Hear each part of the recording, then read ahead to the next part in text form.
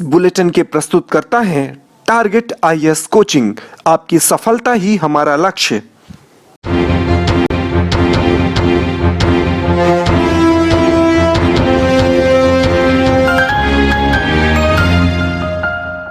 नमस्कार, आप देख रहे हैं रीवा दर्शन। मैं सचेता बघेल आपके साथ। आइए जान लेते हैं क्या है आज की प्रमुख खबरें। सुपर स्पेशलिटी हॉस्पिटल रीवा में पहली बार हुआ हार्ट के मरीजों का सफल ऑपरेशन। रीवा व विंध्य के लिए मानी जा रही बड़ी उपलब्धि। शासकीय कर्मचारी भी ले सकते हैं प्रधानमंत्री आवास योजना का लाभ।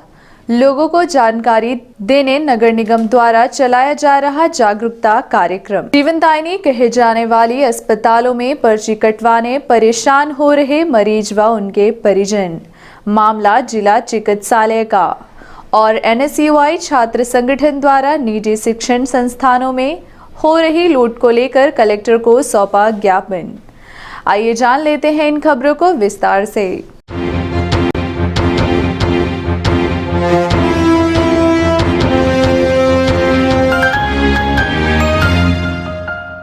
हार्ट मरीजों का पहली बार रीवा में हुआ सफल ऑपरेशन। रीवा व विंध्य के लिए मानी जा रही बड़ी उपलब्धि।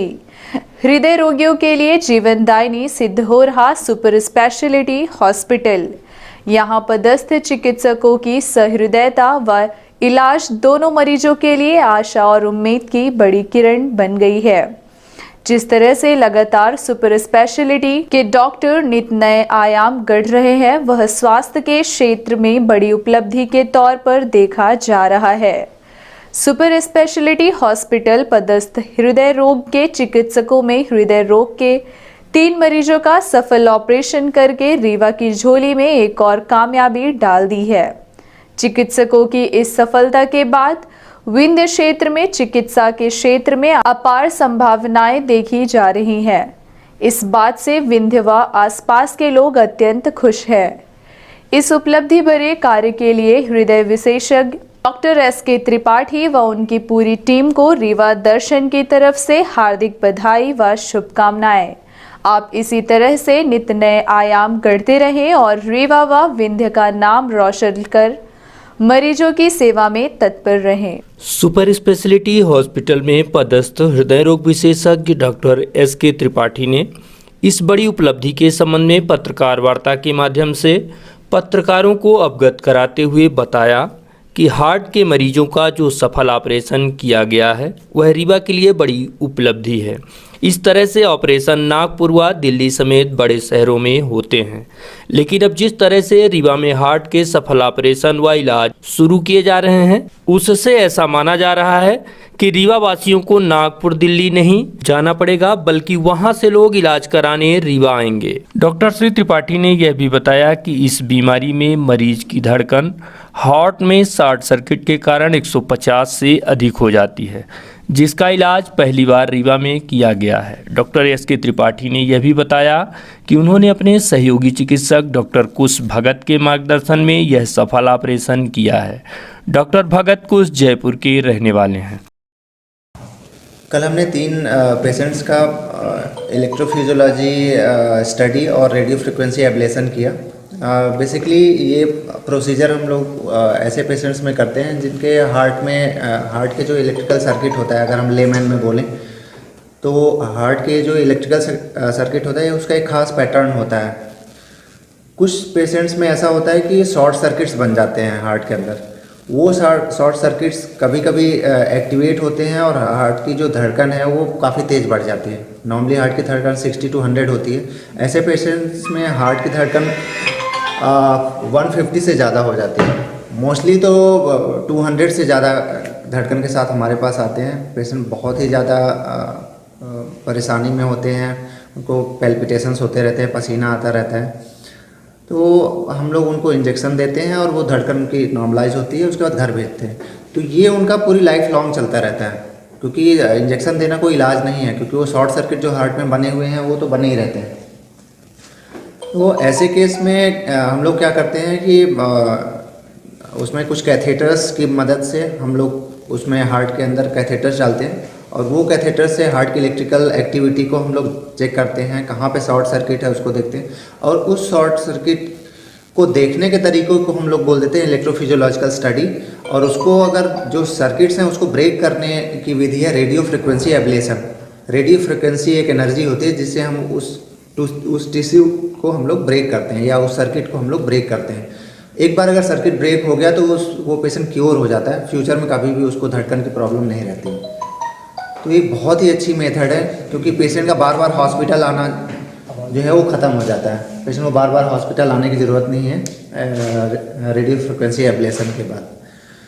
तो अभी तो फर्स्ट टाइम हमने 3 ही पेशेंट रखे थे, उसमें से सारे पेशेंट का बहुत ही अच्छा प्रोसीजर हुआ है। 100% उनका जो है इलेक्ट्रिकल जो पाथवे था जो एबनॉर्मल वो ब्रेक हो गया है। तो 99% चांसेस हैं कि उन्हें हॉस्पिटल आने की ज़रूरत, इस रीज़न से हॉस्पिटल आने की ज़रूरत नहीं पड़ेगी। अभी तक लोग कहाँ पर जाते थे इस तरह के इलाज के लिए? इस तरह का इलाज देखा जाए तो बहुत ही कम सेंटर में है।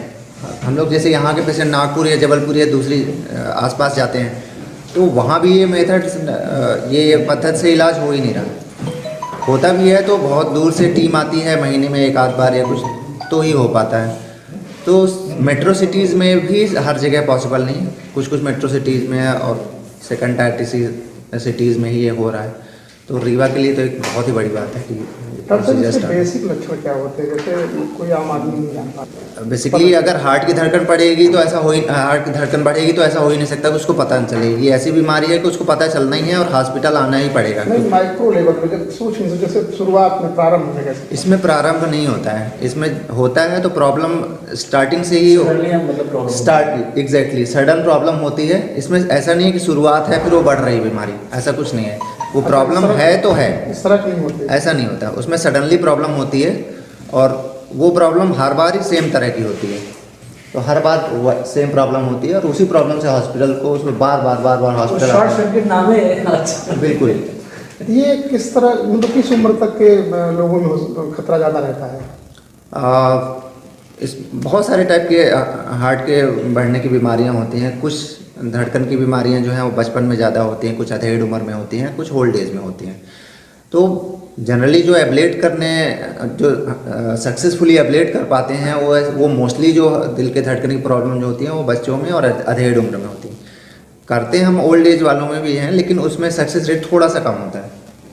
ऐसे बहुत सारे हार्ट रेट की बीमारियाँ हैं, टेक्निकल टर्म्स हैं उनके, जैसे एट्रियल फिब्रिलेशन है, PSVT है, PSVT के अलग अलग टाइप है, VART, AVNRT। खैर ये सब टेक्निकल वर्ड्स हैं। कुल मिला के आप लोगों को ये समझना है कि दिल की धड़कन बहुत तेज़ बढ़ जाती है, पेशेंट को डिस्कम्फर्ट होता है और धड़कन अगर लगातार बढ़ती रही तो हार्ट की पंपिंग धीरे धीरे लो होती जाती है, क्योंकि जब दिल की धड़कन बढ़ती है तो उस समय हार्ट की मसल्स जो है ना उनको लोड पड़ता है। तो ऐसा लोड कंटिन्यूसली पड़ता ही रहता है क्योंकि बार बार प्रॉब्लम होती है।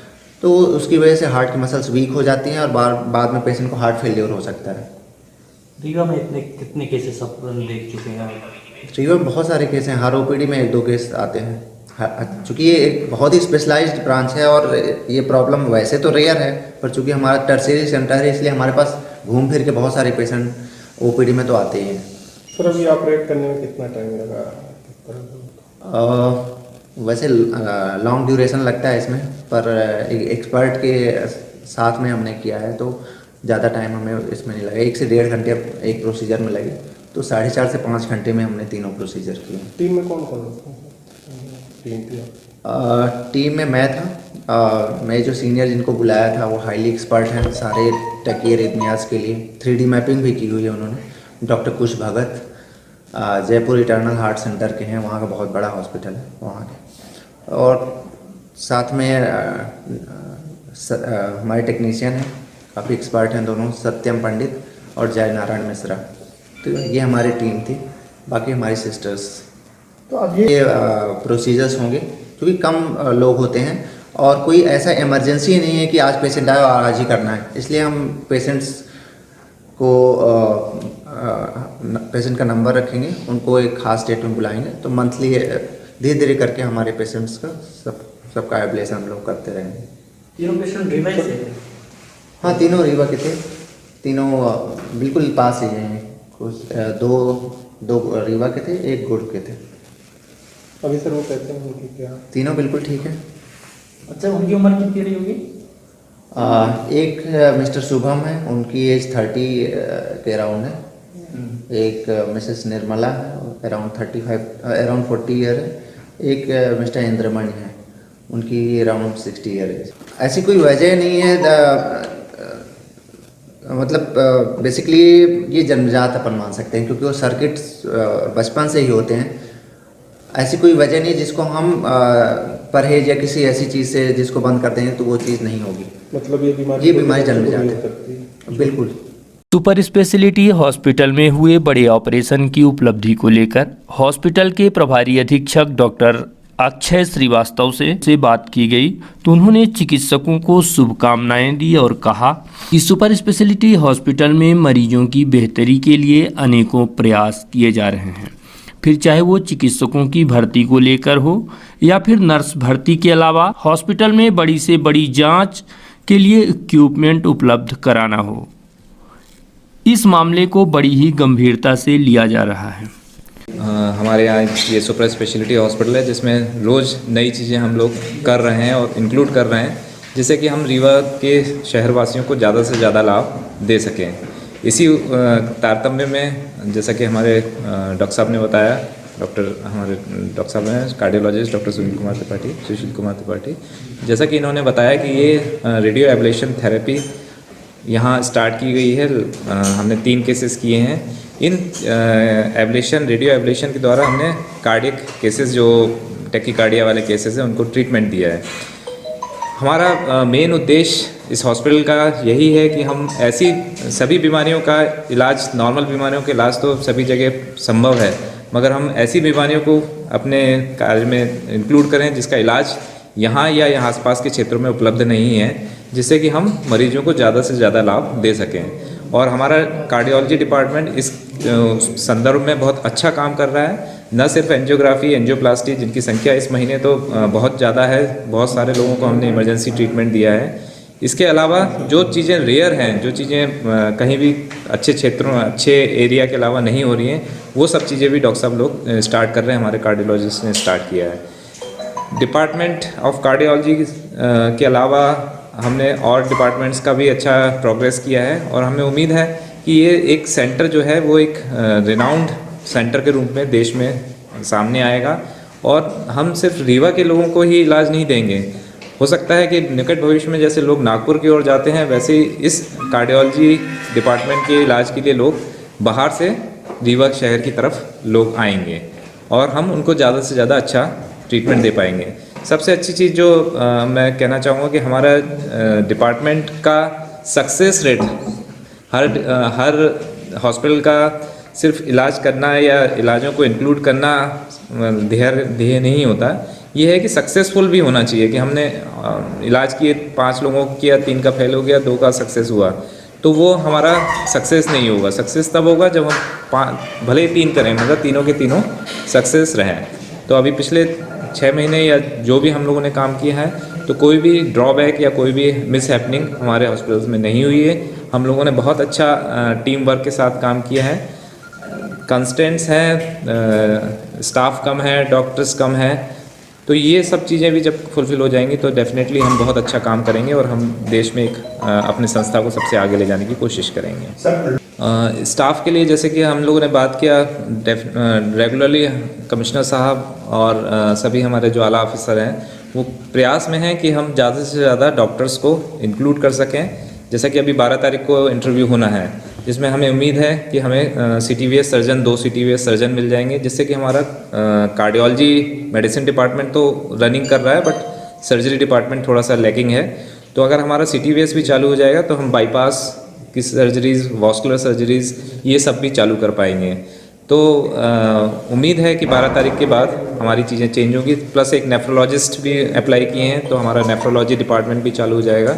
और इस तरह से धीरे धीरे प्रयासरत हैं कि हमारा नर्सिंग स्टाफ भी ज्वाइन कर ले, हमारा चिकित्सक वर्ग भी ज्वाइन कर ले और हमारा पैरामेडिकल भी ज्वाइन कर ले। एक बहुत अच्छी चीज़ जो हमारे कार्डियोलॉजी डिपार्टमेंट ने शुरू किया कि कई कोर्सेज स्टार्ट किए हैं, जैसे ECG technician, cath lab technician, perfusionist, ये लोग हमारे वर्क पावर तो बढ़ाएंगे, हमारे काम में सपोर्ट तो करेंगे, प्लस हम देश के लिए नए लोगों को जनरेट करेंगे, नए रोजगार उत्पन्न करेंगे और हमें बेहतर सर्विसेज के लिए लोग भी उपलब्ध रहेंगे।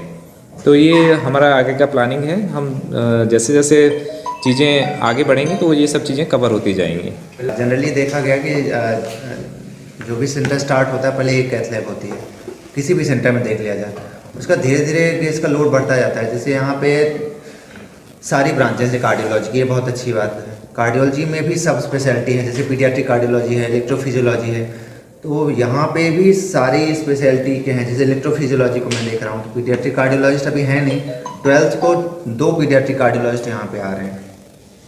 तो पीडियाट्रिक कार्डियोलॉजिस्ट आएंगे तो उनके अलग सबसेट ऑफ पेशेंट होंगे, ईपी के अलग सबसेट ऑफ पेशेंट होंगे, फिर एंजियोप्लास्टी एंजियोग्राफी पेसमेकर है वो तो है ही, तो उसमें फिर थोड़ा सा प्रॉब्लम आ सकती है। तो अभी तो ठीक है, लेकिन इन नियर फ्यूचर एक और कैथ लैब की जरूरत पड़ेगी ही पड़ेगी, क्योंकि ये केस लोड बहुत ज़्यादा है यहाँ पर। हार्ट के जिन मरीजों का डॉक्टर एस.के. त्रिपाठी व उनकी टीम द्वारा सफल ऑपरेशन किया गया, उनसे भी हमने बात की तो उन्होंने हॉस्पिटल में मिलने वाली सुविधा से अत्यंत प्रसन्न व संतुष्ट देखे जा रहे हैं। आइए हम उन मरीजों से भी आपको रूबरू कराते हैं जिनका ऑपरेशन हुआ है। रीवा का ही रहने वाला हूँ, खास नहीं। किस तरह की समस्या आ रही थी, कब पता चला? समस्या मैं जब पहले क्रिकेट बड़ा खेलता था और तो उस समय अचानक से एक बार धड़कन उठी 2017-18 में। तो जैसे अभी हैवी वर्कआउट करता हूँ तो अचानक धड़कन उठती है, फिर वो 240 अराउंड पहुँच जाती है, फिर वो शांत होती नहीं है, फिर वो एक इंजेक्शन लगता है, उससे ही ठीक होता है। सुनील भैया के तो फ्रेंड थे पहले, तो उन्होंने बताया कि ऐसा PSBT करके उसका इलाज हो जाएगा। बहुत अच्छा हुआ सर, विश्वास नहीं था मुझे कि रीवा में इस तरह का ऑपरेशन हो जाएगा। पहले कहाँ दिखाए थे? पहले सर कहीं नहीं दिखाया, यहीं संजय गांधी में आके BPL का इंजेक्शन लग जाता था और एक बार ऐसे किसी को खास नहीं दिखाया, फिर सीधे भैया को ही दिखाया था। कब से ये मुझे सर 2-3 साल हो गए, 2017-18 से ऐसा। अब कैसा स्वास्थ्य? अब बढ़िया है, कल से तो एकदम आराम है। कब हुआ ऑपरेशन? ऑपरेशन कल ही हुआ है, 1-2 घंटे 1.5 घंटे चला, बहुत अच्छा चला सर, बढ़िया। मेरी शुक्ला है। कि कौन सी बीमारी थी, कब से? अरे सर हार्ट मैंने थोड़ी सी धड़कन बढ़ती थी, जब ये धड़कता था तो काफ़ी घबराहट होती थी, बेचैनी टाइम में सांस फूलती थी। ये सर हमारा कम से कम नहीं तो 2007 का 2007 से चल रहा था सर करीब। उसके बाद बस यही धड़कन होती थी। दवाई मैं शुरू से खा रहा था, मैं यहाँ दिखाया, नागपुर में दिखाया, अब सभी को तो दिखा लिए, फिर सर का भी यहाँ ये 1 साल लगभग सर को दिखाए शुरू किए। तो सर बोले कि थोड़ा आपने बात, इसके पहले तो कहीं यहाँ मशीन नहीं थी सर, ये अपने यहाँ रीवा में सुविधा कुछ हो तो आदमी बाहर जाता था, नागपुर तक हम खुद गए सर, लेकिन वहाँ कुछ नहीं है। लेकिन सब यहाँ सब अच्छा हुआ सर, कोई तकलीफ नहीं है, सब बढ़िया है। सरकारी कर्मचारी भी ले सकते हैं प्रधानमंत्री आवास योजना का लाभ। प्रधानमंत्री नरेंद्र मोदी द्वारा चलाई जा रही महत्वाकांक्षी योजना PM आवास का लाभ शासकीय सेवा में तैनात कर्मचारी भी ले सकते हैं। इस दिशा में नगरपालिका निगम रीवा द्वारा लोगों को इसकी सही जानकारी उपलब्ध कराने विशेष जागरूकता अभियान भी चलाया जा रहा है। प्रधानमंत्री आवास योजना का लाभ जन जन तक पहुंचाए जाने की दिशा में लगातार नगरपालिका निगम रीवा द्वारा प्रयास किए जा रहे हैं। इस महत्वाकांक्षी योजना का लाभ आम गरीब हितग्राहियों के साथ साथ शासकीय सेवा में तैनात कर्मचारी भी ले सकते हैं, जिसके लिए बाकायदा नगर निगम रीवा द्वारा जागरूकता अभियान भी चलाया जा रहा है। इस अभियान को सफलतापूर्वक आम लोगों तक पहुंचाने विभिन्न सरकारी कार्यालयों में जागरूकता कार्यक्रम चलाया गया। इस कड़ी में कुशाभाऊ ठाकरे जिला चिकित्सालय, सिविल सर्जन ऑफिस एवं कई अन्य कार्यालयों के साथ साथ विद्यालयों में भी जागरूकता शिविर आयोजित किए गए। साथ ही PM आवास की जानकारी के लिए पंपलेट भी बांटे गए हैं। आवासहीनों को आवास उपलब्ध कराए जाने की मुहिम में शामिल PM आवास योजना के नोडल अधिकारी AP शुक्ला से बात की गई तो उन्होंने इस संबंध में विस्तार से जानकारी दी। हमें प्रधानमंत्री आवास योजना का मैं नोडल अधिकारी हूं नगर पालिका निगम रीवा का, और हमें शासन से ये मार्गदर्शन दिए गए हैं कि आप लोग जहां जो आवासहीन हैं बड़े बड़े ऑर्गेनाइजेशंस में, उनसे बात करके और उनको जो आवासहीन है, स्वयं का आवास उनको पता भी नहीं है इस स्कीम के बारे में, उनको आप लोग जागरूक करें, उनको बताएं, उनको सुविधा के साथ उनको उपलब्ध कराया जाए। इस मंशा के साथ हम यहाँ सिविल सर्जन साहब से बात करके और उनका जो स्टाफ है यहाँ पे वर्किंग स्टाफ है, जो लोग किराए से रह रहे हैं, जिनके स्वयं के मकान की ज़रूरत है, उनको हमने ये जानकारी दी है कि हमारे जो LIG और MIG हैं जो उस इनकम ग्रुप को बिलोंग करते हैं, वो लोग आएँ और उसमें अपना पार्टिसिपेट करें। हम उनको पूरी सुविधा के साथ, पूरी मदद के साथ उनको आवास, अच्छा बढ़िया आवास जो आज के मॉडर्न स्टैंडर्ड के हिसाब से बनाए गए हैं उपलब्ध कराया जाएगा। अभी पहला हमारा कैंपेन है, इसके बाद भी और जगह भी जहां हम बात करके बाकी जगह भी हमें ये कार्य करना है। जिला अस्पताल में पर्ची कटवाने परेशान मरीजों के लिए जीवनदायिनी कही जाने वाली शासकीय अस्पतालों में लापरवाही व उदासीनता का ऐसा आलम है कि लाइट चली जाए तो घंटों मरीज पर्ची कटवाने। हॉस्पिटल में ना तो जनरेटर की व्यवस्था है, ना ही कोई ऐसी वैकल्पिक व्यवस्था बनाई गई है कि मरीजों को पर्ची के लिए भटकना ना पड़े। मंगलवार को कुछ इसी तरह का आलम कुशाभाऊ ठाकरे जिला चिकित्सालय बिछिया में देखने को मिला, जहां दूर दराज से इलाज कराने आए मरीजों की लंबी कतार देखी गई। लेकिन हॉस्पिटल की बिजली गुल हो जाने के कारण मरीजों को काफ़ी मुसीबतों का सामना करना पड़ा। पर्ची न होने की वजह से कई गंभीर मरीज इलाज तक से वंचित रह गए। बिछिया अस्पताल में पर्ची के लिए लाइन में खड़े मरीजों की समस्याओं से रूबरू होते हुए हमने उनका दर्द जानने का प्रयास किया, तो सुनिए लोगों ने क्या पीड़ा व्यक्त की। 11 बजे से बैठे हैं, आँख दिखवाना है, खड़े खड़े पैर में दर्द होने लगा, बैठ गए, अब क्या करें हैं? पर्ची कट रही है? नहीं कट रही है, बोल रहे सर्वर नहीं है।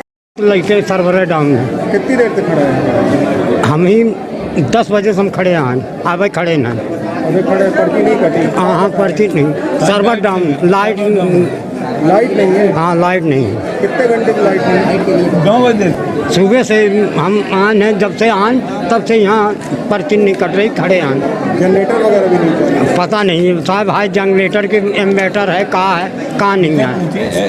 परेशान है, कोई सुनने वाला नहीं है, न सुन। क्या समस्या पर्ची बनवाना है, शुगर टेस्ट और BP टेस्ट कराना है, खड़े हैं। पर्ची न कटने का कारण क्या बताया जा रहा है? लाइट नहीं है, सर्वर डाउन है, जनरेटर वगैरह की व्यवस्था कुछ नहीं है।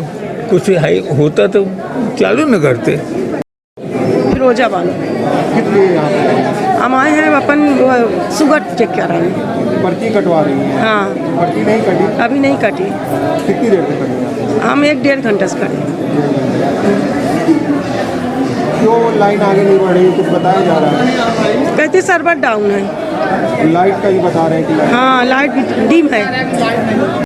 ये हाल जो आप देख रहे हैं जिला चिकित्सालय रीवा का है, जहां मरीजों की हर समस्याओं का समाधान करने स्वयं जिला कलेक्टर डॉक्टर इलैयाराजा टी बड़ी ही तत्परता से कार्य कर रहे हैं। बावजूद इसके अस्पताल प्रबंधन की कहीं न कहीं इस व्यवस्था में लापरवाही देखी जा रही है, जो मरीज व उनके परिजनों के लिए मुसीबत का सबब बन चुकी है। अस्पताल में भटकते मरीजों की नज़र जब मीडिया पर पड़ी और इस बात को सिविल सर्जन के संज्ञान में लाया गया, तब जाकर वो पर्ची काउंटर पर स्वयं पहुंचे और घंटों से लाइन में लगे मरीज व उनके परिजनों के लिए हस्तलिखित पर्ची का इंतजाम कराया गया। इस संबंध में civil surgeon doctor KP Gupta से बात की गई, तो सुनिए उन्होंने क्या कहा। नहीं, जनरेटर हमारे पास 3 हैं, जनरेटर सब चालू है। अर्थिंग का काम चल रहा है 3 घंटे के लिए। उन्होंने बोला कि अर्थिंग का काम चल रहा, 3 घंटे लगेंगे, पर वो पर्ची हाथ से मैनुअल बनेगी, ऐसा नहीं कि उससे कोई काम रुकेगा। मरीज हाथ से मैनुअल रुका हुआ है, नहीं, वो अभी बनवाते, मैं बनवाता हूँ अभी, और सारी मैनुअल पर्ची बनेगी, सारे मरीज देखे जाएंगे सब। तो सर ये जो आप बोल रहे हैं अर्थिंग का काम, तो ये OPD के बाद भी हो सकता था। लोग बाहर से आते, इतनी दूर दूर से आते हैं, आज वो आएंगे फिर वो कल आएंगे, तो उनको बहुत सब परेशानी। नहीं, कोई परेशानी, हम अभी सब सारे मरीजों परेशान हैं, छोटे छोटे बच्चे लिए हुए हैं। हम सारे मरीजों की पर्ची बनवाते हैं मैनुअल हाथ से, और सब मरीजों को दिखवा देते हैं। अभी किसी को कोई दिक्कत नहीं होगी, और सबको दवा डिस्ट्रीब्यूट करा देते हैं, सबकी जांच करवा देते हैं। जी, क्या नाम है आपका? राहुल नाम है मेरा। यहाँ पे लोग पर्ची कटवाने के लिए घंटों से लाइन में लगे हुए, 2-2 घंटे, 2.5 घंटे से। नहीं, 2-2.5 घंटे तो नहीं, 2-2.5 घंटे नहीं हुए अभी। लोग बोल रहे हैं 9 बजे से खड़े हैं यहाँ पे। भैया वो आएंगे घर ही से जोड़ लेंगे तो कैसे करेंगे? अभी मान लीजिए 1 घंटे से ही लोगों को परेशानी 10 मिनट में आ रही है, जनरेटर चालू हो रहा है, 10 मिनट में आ रही है। लोग बोल रहे हैं कि 1 घंटे 1.5 घंटे हो गए हैं, लेकिन जनरेटर कितना टाइम लगता है जनरेटर चालू होने में? 10 मिनट लगता है चालू हो फिर भी घंटों से लोग भैया पहले सब स्टेशन से इसको बंद करेंगे इधर का, उसके बाद चालू करेंगे जनरेटर। लाइन इधर क्यों करेंगे, तब ना इकट्ठा थोड़ी चालू कर मान देंगे। लीजिए कोई पेशेंट ऑपरेशन में पड़ा, कुछ वैसा है, तो फिर अगर घंटों लग जाएंगे जनरेटर चालू हो नहीं भैया। निजी शिक्षण संस्थानों द्वारा कॉलेजी छात्रों के साथ की जा रही लूट को लेकर NSUI द्वारा Rewa collector doctor Ilaiyaraaja T को ज्ञापन सौंपा गया और इस कार्य में लिप्त निजी शिक्षण संस्थानों के खिलाफ कार्यवाही किए जाने की मांग की। इस समस्या को लेकर कलेक्ट्रेट ज्ञापन सौंपने पहुंचे NSUI छात्र संगठन के प्रदेश सचिव अभिषेक तिवारी ने ज्ञापन सौंपते हुए मांग की है कि कोरोना महामारी के बाद लगातार निजी शिक्षण संस्थानों द्वारा छात्रों को आर्थिक रूप से लूटा जा रहा है। साथ ही कई कंप्यूटर संस्थान अवैध तरीके से बिना मान्यता के संचालित हो रहे हैं, जिसके चलते यहां अध्ययनरत छात्रों का भविष्य भी अंधकार में है। सौंपे गए ज्ञापन के संबंध में NSUI प्रदेश सचिव ने मीडिया को भी जानकारी दी है। हमारी मांग थी, हमने प्रतिनिधिमंडल के रूप में उनसे मिलकर ये चर्चा करी है कि आज जो महामारी के बाद छात्र कैंपस में प्रवेश कर रहे हैं, कोचिंग संस्थानों में पढ़ाई कर रहे हैं और जो कैफ़े हैं, कि वो संचालक कंप्यूटर हैं, जो भी शिक्षा से जुड़ी संबंधित जो भी संस्थाएं हैं, एकेडमी हैं, वहाँ छात्रों को राहत नहीं मिल पा रही है। कोरोना महामारी के बाद छात्र और उसके अभिभावक आर्थिक रूप से काफ़ी कमज़ोर हैं, लेकिन निजी महाविद्यालयों, कोचिंग सेंटरों व जो कंप्यूटर कॉलेज हैं, वहाँ ना तो वैधानिक रूप से कोई कार्य किया जा रहा है, क्षमता से ज़्यादा बच्चे, ना सुविधाएं, लेकिन फीस उनको भोपाल इंदौर के तर्ज में लेनी है। हमारा निवेदन है, कलेक्टर सर से मैंने पूरा डाटा बना के उनको दिया है कि जो भी चिन्हित कॉलेज हैं, कैंपस हैं, जो डिग्री मान्यता के आधार पर जिनका एक शेड्यूल मापदंड के हिसाब से कोर्स और फीस होनी चाहिए, उस हिसाब से बच्चों से फीस ली जाए। चिन्हित कॉलेज, एकेडमी व संस्थाओं को दंडित किया जाए, ताकि जो महामारी में छात्र और उसके अभिभावक हैं, उनके ऊपर जो पैसे का ढाका डाला जा रहा है, उनकी जेबें बजनी की जा रही है, तो राहत मिल सके। कलेक्टर सर ने बोला है कि पूरी विधिवत तरीके से इसकी एक कमेटी बना के हमको डाटा दे दीजिए, हम कमेटी बना के जो भी इनकी एजेंसियां हैं, जो भी संस्थाएं हैं, उनमें कार्रवाई करने का काम करेंगे। बजरंग सेना द्वारा निकाली गई नगर में भगवा रैली। भारत को हिंदू राष्ट्र बनाने की मांग को लेकर बजरंग सेना द्वारा पद्मधर पार्क में 1100 हनुमान चालीसा पाठ किया जाएगा। इसी दिशा में स्वामी विवेकानंद पार्क से भगवा रैली भी निकाली गई। रैली विवेकानंद पार्क से शिल्पी प्लाजा होते हुए सीधे पद्मधर पार्क पहुंची। रैली में बड़ी तादाद में बजरंग सेना के पदाधिकारी उपस्थित रहे। 1100 पाठ हनुमान चालीसा का कराए जाने समेत निकाली गई रैली के संबंध में बजरंग सेना के राष्ट्रीय अध्यक्ष रणवीर पटेरिया से बात की गई, तो उन्होंने इसके उद्देश्यों के संबंध में बताया। जो कोरोना वायरस नगर निगम की सफाई कर्मी थी, जिन्हें अनदेखा किया गया था, राष्ट्रीय अध्यक्ष महोदय, राष्ट्रीय सचिव महोदय और राष्ट्रीय महोदय के हाथों से उनका सम्मान किया जाएगा। ये कार्यक्रम है, आप लोगों से अनुरोध है कि सही करते रहें। विधायक ने किया विद्युत सब स्टेशन का भूमि पूजन। सिमरिया विधायक KP त्रिपाठी द्वारा विधानसभा क्षेत्र के ग्राम पंचायत कचूर अंतर्गत धौचट में मध्य प्रदेश पूर्व विद्युत वितरण कंपनी द्वारा STN योजना के तहत 2 करोड़ 62 लाख रुपए की लागत से बनने वाले 3311 kV की क्षमता वाले विद्युत सब स्टेशन का भूमि पूजन किया गया। विद्युत सब स्टेशन भूमि पूजन अवसर पर विधायक KP त्रिपाठी ने कहा कि सब स्टेशन के बन जाने से लगभग 10 गांवों को इसका लाभ मिलेगा, जिसमें धौचट, तिघरा, छोटी कचूर, बड़ी कचूर, अतरौली, सुमेदा, बिहरा, सकरवट, कौवाढान, नौबस्ता आदि गांव शामिल हैं। इससे लो वोल्टेज की समस्या से भी निजात मिलेगी। बनकुइया मंडल अध्यक्ष मनीष शुक्ला, सुद्धू, कार्यपालन अभियंता इंजीनियर अभिषेक शुक्ला, सहायक अभियंता उपेन्द्र सिंह, सहायक अभियंता राहुल श्रीवास्तव, कनिष्ठ अभियंता JS तिवारी, प्राचार्य RS रावत, बनकुइयां के पूर्व मंडल अध्यक्ष दयानंद तिवारी, RK उर्मलिया, बनकुइयां मंडल महामंत्री सत्यनारायण सिंह, जनपद सदस्य रामवती प्रजापति, कचूर सरपंच प्रभा सिंह, सचिव अवधेश प्रताप सिंह, तिघरा सरपंच सुरेश साके, संविदाकार मनीष द्विवेदी, अभिलाष गौतम समेत बड़ी संख्या में लोग मौजूद रहे। शुभारंभ शुभारंभ शुभारंभ, सेल सेल सेल। आपके नगर में बड़े शहरों की तर्ज पर बॉम्बे मेगा सेल बाजार, खरीदारी का महाकुंभ, जहां हथकरघा एवं हस्तशिल्प वस्तुओं की बड़ी तादाद में वैरायटी उपलब्ध है। बॉम्बे मेगा सेल बाजार में आपको मिलेगा सहारनपुर का शानदार फर्नीचर, लखनऊ का चिकन, मेरठ की खादी, गुजराती चनिया चोली, बच्चों के आकर्षक खिलौने, जीन्स टी शर्ट, लाख की चूड़ियों के अलावा आयुर्वेदिक औषधियाँ, खुर्जा की क्रॉकरी, गुजराती कुर्ती, लेडीज कुर्ता एवं कुर्ती, स्वाद में लाजवाब अचार व मुरब्बे की बेहतरीन वैरायटी,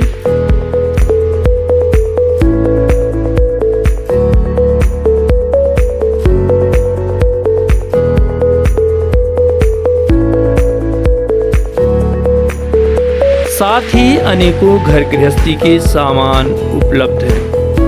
स्थान खुटी ही मस्जिद, स्नेह पेट्रोल पंप, संस्कार marriage garden, university road, Rewa. Mobile number 7870049262, 7489978586, 8423017819। समय सुबह 10 बजे से रात 9 बजे तक प्रत्येक दिन। तो जल्दी पधारें और आकर्षक दरों पर बेहतरीन कलेक्शन का लाभ उठाएं। समय सीमित है तो मौका हाथ से जाने न पाए और बेहतरीन क्वालिटी के साथ आकर्षक दरों पर खरीदारी का लाभ उठाएं। ऐसा मौका बार बार नहीं मिलता। अब चलने से पहले आइए जान लेते हैं आज की प्रमुख खबरें एक बार फिर। सुपर स्पेशलिटी हॉस्पिटल रीवा में पहली बार हुआ हार्ट के मरीजों का सफल ऑपरेशन। रीवा व विंध्य के लिए मानी जा रही बड़ी उपलब्धि। शासकीय कर्मचारी भी ले सकते हैं प्रधानमंत्री आवास योजना का लाभ। लोगों को जानकारी देने नगर निगम द्वारा चलाया जा रहा जागरूकता कार्यक्रम। जीवनदायिनी कहे जाने वाली अस्पतालों में पर्ची कटवाने परेशान हो रहे मरीज व उनके परिजन। मामला जिला चिकित्सालय का।